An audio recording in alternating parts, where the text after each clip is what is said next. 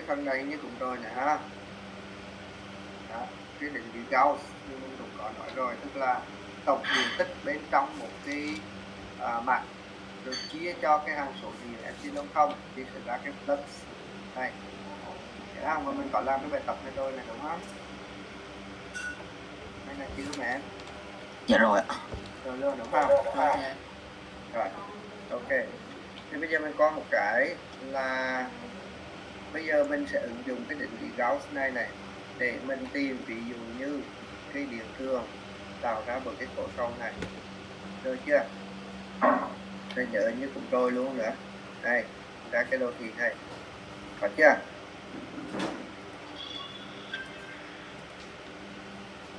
Rồi đây, khôi phục trí nhớ lại có hai hôm trước mình dừng ở đây chưa? Hay là xa hơn rồi? Hình như chưa thầy ơi. Hình như chưa đúng không? Ok, rồi thì bắt đầu chỗ này nha.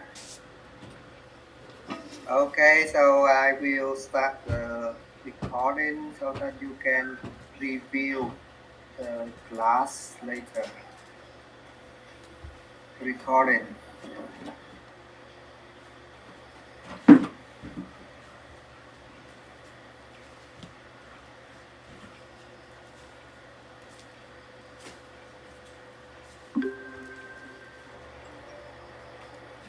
Okay. You will see that in the yellow box here is the formula or the equation of the Gauss law. It states that the flux, electric flux through some closed area, we call it the closed surface or closed Gaussian surface, equal to the sum of every charges in the surface divided by the constant, electric constant, epsilon zero. Then how we can apply this law in the problems in which we have to find the electric field in the space through some specific condition. For example, you can have some objects that are symmetric, like a sphere, like a cylinder, or maybe a shell, a spherical shell, or a spherical or hollow cylinder, right? Here is the condition. For example, when you want to apply the Gauss law, you have to find the electric field of any charge configuration. But this configuration will be symmetric. So the word symmetric is very important. When you don't have the symmetric situation, you cannot apply the Gauss law. Remember that without the symmetric situation, don't apply Gauss law. Okay? So, in order to use the Gauss law, we have to choose a Gaussian surface. The Gaussian surface is the surface that is closed, and we find the electric field at any point on the surface.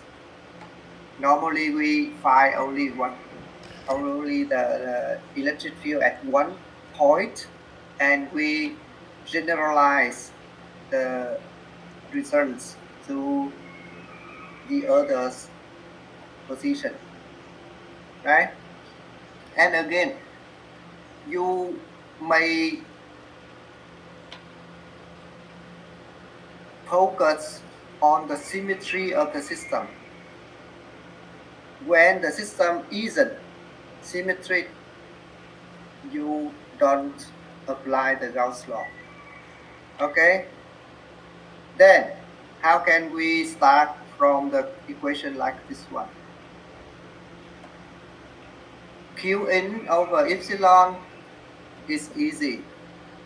You define the surface, you find the charge inside the surface.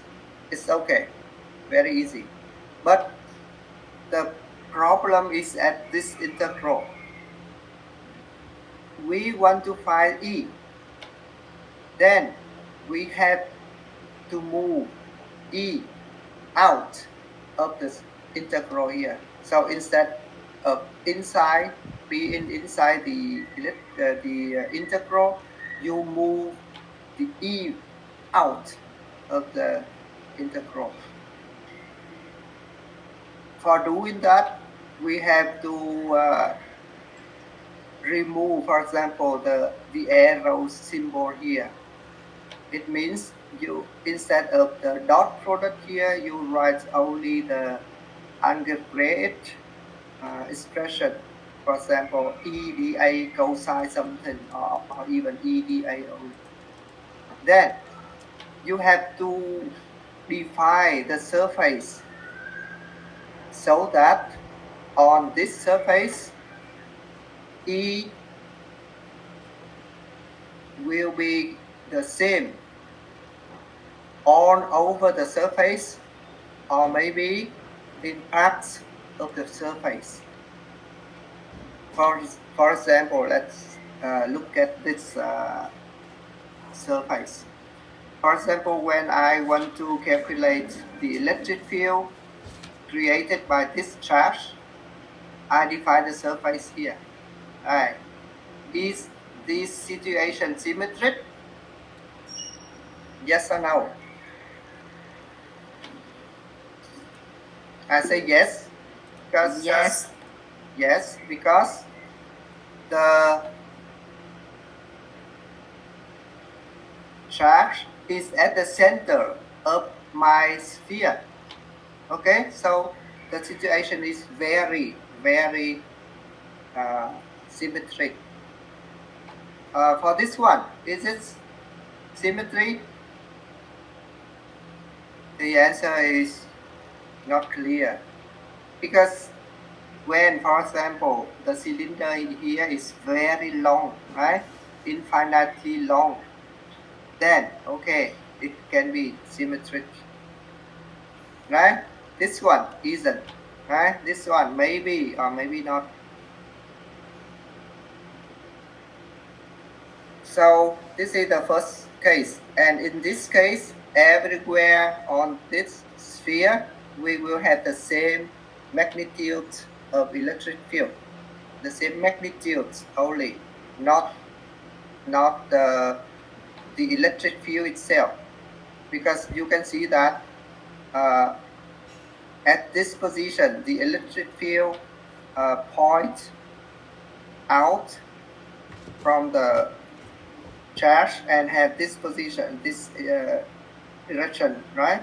But when you look at another point, it may be this one, right? It may be this one. The length of the vectors are the same, but the direction is different, right? Then in this case, we concern only the magnitudes of the electric field. But for example, let's look at this one. Let's say the electric field will point out like this. Then at this point, it can be this one, right? So when you draw the circle around the center here, you will see the same as in this position. But what happened here? What happened here? The electric field here is upwards, right? The electric field at the bottom of the cylinder here is downward, right? So maybe the electric field here and here have the same magnitude, but it isn't the magnitude of the point at this, right? So in this case, we cannot use the Gaussian's law. We cannot use.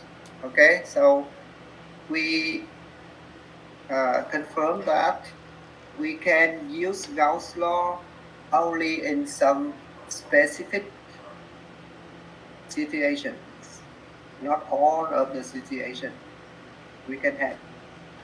Okay.